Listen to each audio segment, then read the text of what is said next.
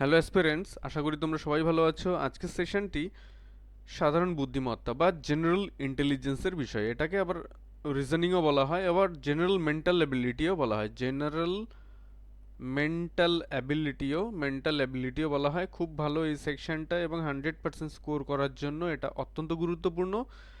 আর প্রায় সমস্ত competitive এক্সামেই general mental ability বা জিআই বা রিজনিং বা সাধারণ বুদ্ধিমত্তা এই সেকশনটা কিন্তু অবশ্যই থাকে। তো চলো আমরা আজকের যে জিআই এর যে পেপারটা আমরা ওয়ান বাই ওয়ান সলভ করব। ফার্স্ট যেটা রয়েছে 1981 সালের স্বাধীনতা দিবস। সালটা হচ্ছে 1981 সালের স্বাধীনতা দিবস, মানে 15 অগাস্ট, 15ই অগাস্ট। সেটা ছিল কি শনিবার। সেই বছরই প্রজাতন্ত্র দিবসটি কোন বারে পালিত হয়? 15ই আগস্ট যদি 1981 সাল, মনে রাখবে, 15ই আগস্ট যদি শনিবার হয়, তাহলে ওই বছরই প্রজাতন্ত্র দিবস, মানে 26শে জানুয়ারি, 26 জানুয়ারি কী বার ছিল? আমাদের পিছন দিকে কাউন্ট করতে হবে, কারণ যদি 26শে জানুয়ারির পর যদি আমরা প্রজাতন্ত্র দিবস পর্যন্ত, এই 26শে জানুয়ারি পর্যন্ত কাউন্ট করি, মানে স্বাধীনতা দিবসের থেকে, তাহলে কি হয়, পরের বছরে আমরা চলে যাচ্ছি। সেটা 19 অগাস্টের পর থেকে যদি আমরা কাউন্ট করি জানুয়ারি পর্যন্ত, তাহলে ডিসেম্বর ক্রস করে আমরা যখনই জানুয়ারিতে চলে যাব, সেটা হবে উনিশশো বিরাশি সাল। 1982 সাল সেটাও করা যাবে। 1982 সাল, এখন আমরা জানি যে 1981 সালে, 1981 সালের যদি বাই চান্স যদি 15 তারিখ সোমবার হয়, মানডে হয়, তাহলে এটা জানুয়ারির ক্ষেত্রে বলছি, 1982 সালের ওই 15 তারিখ হবে পরের বছরের একদিন পিছিয়ে যাবে, টিউসডে হবে। অর্থাৎ 1982 সালের যদি 26শে জানুয়ারির ডেটটা যদি আমরা বের করি, 1982 সালের যদি 26শে জানুয়ারি যদি সোমবার হয়, তাহলে 1981 সালে, মানে ওই বছরই, মানে 1981 সালে হবে সোমবারের আগের দিন সানডে, বা রিভার্স কাউন্ট করেও আমরা করতে পারি। তো চলো আমরা এই ব্যাপারটাই করে দেখব। এখানে দিনটি হচ্ছে 26শে জানুয়ারি, অর্থাৎ 15ই আগস্ট। প্রথমে আমরা টোটাল ডে কাউন্ট করব। 15ই আগস্ট থেকে 31শে অগাস্ট পর্যন্ত কত দিন রয়েছে? 17 ডেইজ, 17 দিন। সেপ্টেম্বরে কত দিন রয়েছে? খুব আমি সিম্পলি বোঝাচ্ছি, একটু সময় লাগবে। সেপ্টেম্বরে রয়েছে 30 দিন। অক্টোবরে রয়েছে কত দিন? 31 দিন। নভেম্বরে কত দিন? নভেম্বরে রয়েছে 30 দিন।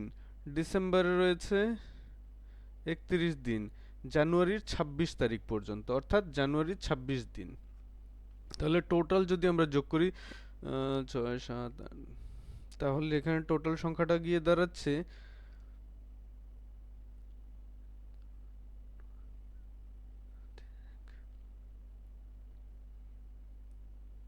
165। 165। এবং যখন টোটাল ডে কাউন্ট হয়, যত টোটাল দিন সংখ্যা আসবে সেখান থেকে 1 মাইনাস করতে হয়, তাহলে হয় গিয়ে 164। এবার 164কে আমাদের ভাগ করতে হবে 7 দিয়ে। 7 দিয়ে যদি ভাগ করি, 7 দুগুণ 14, তাহলে থাকে 24, 3 7 21, তাহলে অবশিষ্ট রয়েছে 3। অর্থাৎ 7-এর গুণিতকে সেম ডে হবে। 7-এর গুণিতকে, মানে যেহেতু শনিবার থেকে আমাদের কাউন্ট শুরু হয়েছে, 7-এর গুণিতকে ওই শনিবারই থাকবে, স্যাটারডেই থাকবে। তারপরে 3 দিন আমরা এক্সেস নিব। তাহলে আমরা পাবো 1982 সালের 26শে জানুয়ারি। হ্যাঁ, 1982 সালে, পরের বছর হয়ে যাচ্ছে, কিন্তু 1982 সালের 26শে জানুয়ারির দিনটি আমরা পাবো। তাহলে শনিবারের পরে 3 দিন যোগ করো। শনিবার, রবিবার,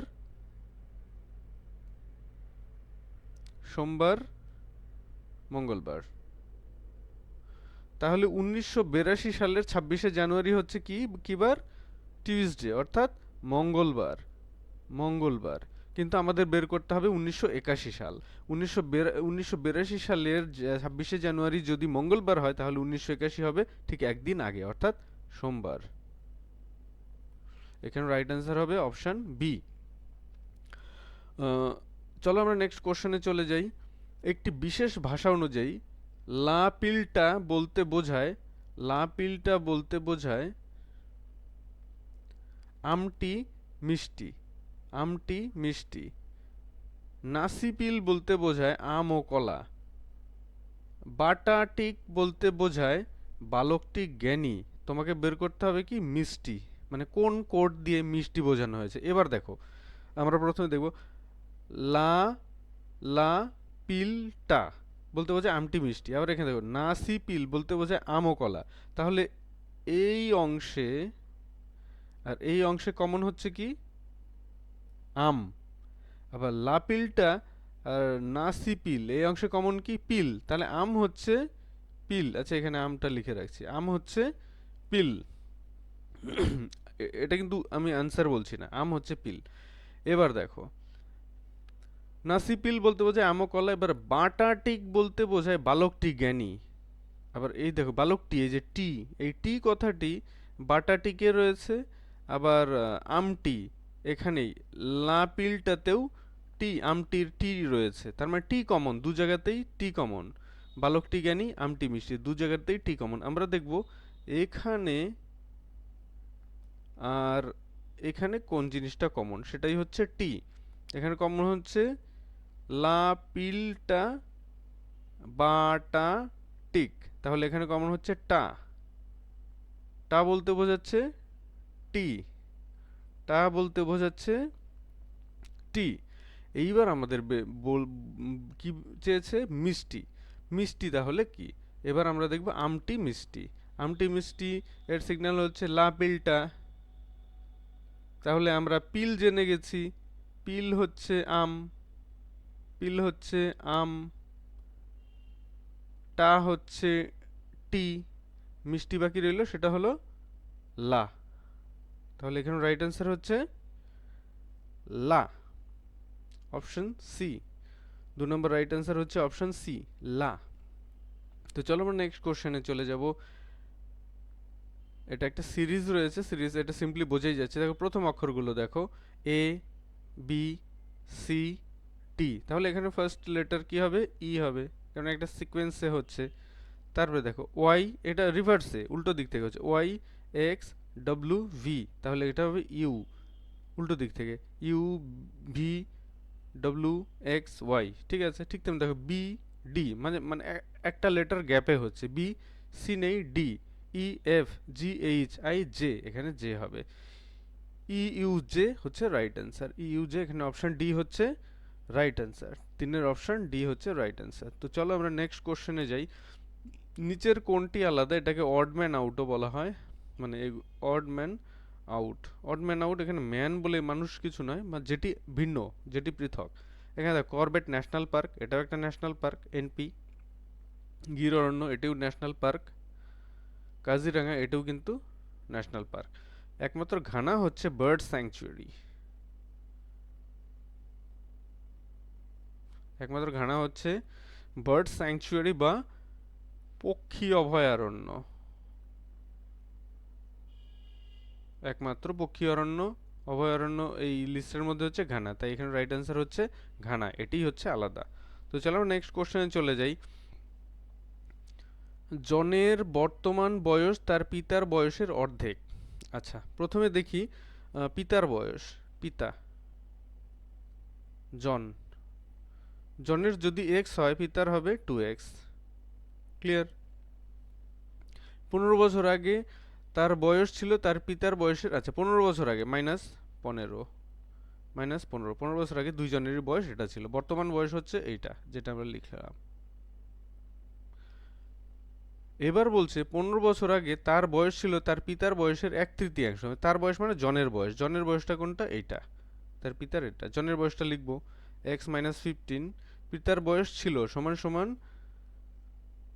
জনের বয়স ছিল তার পিতার বয়সের 1/3, 1/3 1/3 ইন্টু তার পিতার বয়স, পিতার বয়স কোনটা, এটা 2x মাইনাস 15, সিম্পলি করে ফেলো, 3 দিয়ে এটাকে গুণন করব, 3x মাইনাস 45 সমান সমান 2x মাইনাস 15। এবার x গুলোকে একদিকে নিব, তাহলে এইদিকে হয়ে যাচ্ছে x, আমি স্টেপ জাম্প করে দিলাম, 45টা ওইদিকে নিয়ে গেলে হয়ে যাচ্ছে x এর মান হয়ে যাচ্ছে 30। তাহলে পিতার বর্তমান বয়স কত হচ্ছে 2x, তার মানে 2 ইন্টু 30, এক্স এর মান যেহেতু 30, তাহলে পিতার বর্তমান বয়স হচ্ছে 60, আর জনের বর্তমান বয়স হচ্ছে এক্স, এক্স ইকুয়াল টু 30। এইবার বলেছে এইবার বলেছে 5 বছর পর জনের বয়স কত হবে। 5 বছর, জনের বর্তমান বয়স এটা x30, 5 বছর পর প্লাস 5, তাহলে কত হচ্ছে 30 প্লাস 5, 30 যোগ 5, তাহলে 35 ইয়ার্স। এখানে রাইট অ্যান্সার হচ্ছে এ। জনের বয়স 5 বছর পরে হবে 35 বছর। তো চলো আমরা নেক্সট কোশ্চেনটা দেখব। Next question, 25 equal to what percent of 625। আচ্ছা, আমরা এইভাবে করব, 25, এটা যদিও অঙ্কও হয়, সমান সমান কোশ্চেন মার্কের ওখানে এক্স দিব, এক্স পার্সেন্ট মানে এক্স বাই 100, অফ মানে গুণন 625, 625।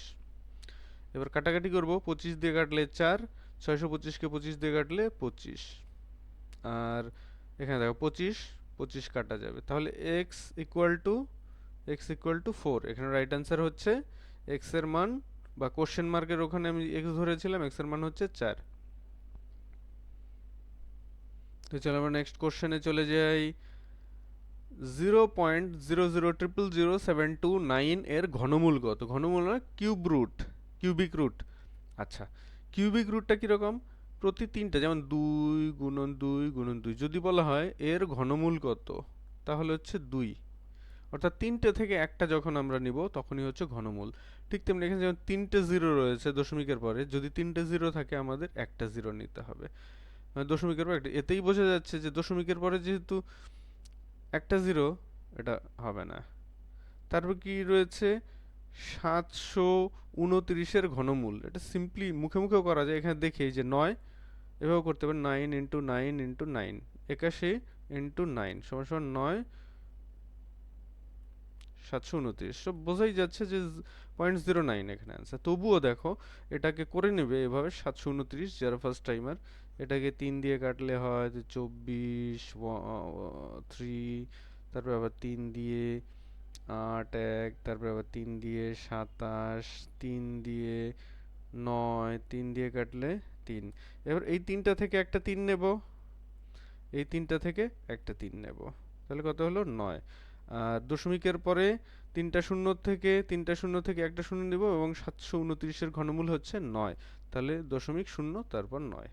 রাইট অ্যান্সার হচ্ছে এটা, অর্থাৎ option A is the right answer. তো চলো নেক্সট কোশ্চেনে চলে যাই।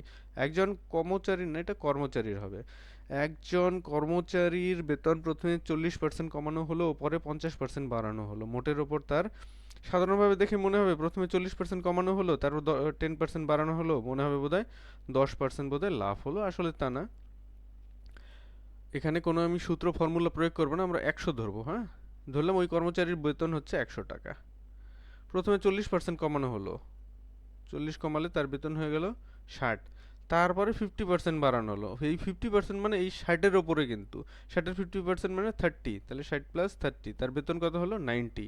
আগে বেতন কত ছিল 100, এখন হলো কত 90, তাহলে মোটের ওপর তার কিন্তু 10% লস হলো, মোটের ওপর তার কি হলো 10% লস হলো বা ক্ষতি হলো। এখানে রাইট অ্যান্সার হচ্ছে 8-এর বি, 8-এর বি কিন্তু এখানে রাইট অ্যান্সার। ঠিক আছে, যদি তোমাদের কারো প্রবলেম হয় তোমরা কমেন্ট করবে, আমি ম্যাথস আর জিআই এর উপর ডিটেল সেশন করার চেষ্টা করব, প্রতিদিন একটা দুটো করে। 1.5 ঘন্টায় একটি ঘড়ির মিনিটের কাঁটাটি কত ডিগ্রি কোন ঘোরে? আচ্ছা, ঘড়িটা তো এরকম, এখানে থাকে 3, এখানে 6, এখানে 9, আর এখানে হচ্ছে 12। মিনিটের কাঁটাটি যদি এখানে থাকে 1 ঘন্টায় এখানে আসবে, অর্থাৎ পুরো রাউন্ড যখনই করবে সেটা হয়ে গেল 360 ডিগ্রি 1 ঘন্টায়। 1 ঘন্টায় যদি 360 ডিগ্রি হয়, আর 1.5 ঘন্টা যেহেতু বলেছে, 360 ডিগ্রি আর 180 ডিগ্রি, যোগফল হচ্ছে 540 ডিগ্রি। বোঝা গেল? এখানে রাইট অ্যান্সার হবে 540 ডিগ্রি, অপশন ডি এখানে রাইট অ্যান্সার কিন্তু। তো চলো আজকে সেশনের লাস্ট কোশ্চেন যেটা রয়েছে সেটাই আমরা করব। একটি পার্টিতে 60 জন ব্যক্তি প্রত্যেকে একে অপরের সাথে হ্যান্ডশেক করে, তাহলে মোট কতগুলি হ্যান্ডশেক করা হবে। এই ব্যাপারটা কীরকম, সাপোজ একটা পার্টিতে একজন ব্যক্তি রয়েছে, একজন ব্যক্তি রয়েছে, একজন ব্যক্তি রয়েছে, একজন ব্যক্তি রয়েছে। এর সাথেও হ্যান্ডশেক করবে, এর সাথেও করবে, এর সাথেও করবে। এবার এর সাথে তো হয়ে গেল, এর সাথেও করবে, এর সাথেও করবে। এর আবার এর সাথে হয়ে গেল, এর সাথে হয়ে গেল, এর সাথেও করবে। এর আবার প্রত্যেকের সাথে অলরেডি হয়ে গেছে। তাহলে টোটাল যদি 60 জন ব্যক্তি হয়, টোটাল মোট কত হ্যান্ডশেক হবে। এইভাবে আমি এই যে গ্রাফ দিয়ে দেখিয়ে বোঝাতে পারলাম যে কিভাবে কতগুলো হ্যান্ডশেক হয়। কিন্তু যখন 60 জনেরই করবো তখন কিন্তু সেটা সম্ভব হয় না। এর জন্য একটা ছোট্ট ফর্মুলা রয়েছে, সেটা হচ্ছে n ইন্টু n মাইনাস 1/2। অর্থাৎ n মানে হচ্ছে এখানে নাম্বার অফ পার্সন, কতজন ব্যক্তি, 60 ইন্টু 60 মাইনাস 1, 60 মাইনাস 1 মানে 59, 59/2। এখন 2 দিয়ে কাটলে 60 কাটলে হয় 30। এবার গুণ করে দাও, 0 3 নং 27 7 হাতে 2 3 5 15 16 17। তাহলে টোটাল হ্যান্ডশেক হবে 1770। এখানে হচ্ছে রাইট অ্যান্সার। তো এই সূত্রটা যদি মনে রাখো তাহলে ভালো হয়, আর যদি এই সূত্রটা মনে না রাখে তাহলে থাকবে টোটাল যতজন ব্যক্তি ইন্টু তার একজন কম, মানে 59, মানে তার আগের সংখ্যা। টোটাল ব্যক্তি প্লাস তার আগের সংখ্যা বাই 2। যেমন এইরকম অঙ্কগুলো আছে না, 1 plus 2 plus 3 plus dot dot dot dot up to 50। এরও ফর্মুলা রয়েছে, এখানে n প্লাস হয়, কিন্তু আমি যেটা করি, আমি যেটা 50 গুণন তার পরের সংখ্যা বাই 2, ব্যাস হয়ে গেল। কাটাকাটি করে গুণ করে দিলে হয়ে যায়। তো এই ছিল আজকের প্রেজেন্টেশন ফর ইউ। হোপ তোমাদের প্রেজেন্টেশনটা খারাপ লাগেনি। যদিও জিআই এর ওপর এটাই আমার ফার্স্ট প্রেজেন্টেশন, এবং আমার কাছে ইন্টারেক্টিভ বোর্ড না থাকার কারণে কিছু প্রবলেমস রয়েছে, এবং যেহেতু আমার কোনো হাইটেক সেটআপ নেই তার জন্য কিছু গ্লিচেস থাকতে পারে। আর আমার কাছে প্রফেশনাল মাইকও নেই, তার জন্য যে আমার যে ভয়েস সেখানেও একটু প্রবলেমস হতে পারে তোমাদের। আশা করি তোমরা সেগুলোকে দূরে সরিয়ে রেখে কন্টেন্টে ফোকাসড করবে এবং এক্সামের জন্য দ্য বেস্ট প্রিপারেশনের জন্য বেস্ট প্রিপারেশন নেবে, এবং তোমরা নিজেদেরকে তৈরি করে নেবে যাতে তোমরা চূড়ান্ত সফলতা অর্জন করো। যাই হোক, আমার চ্যানেলটি দেখার জন্য এবং পাশে থাকার জন্য তোমাদেরকে আমি আন্তরিকভাবে ধন্যবাদ জানাই, এবং যদি ভালো লেগে থাকে তাহলে don't forget to like it, subscribe it or share with your friends. So thank you again on my behalf for watching the video.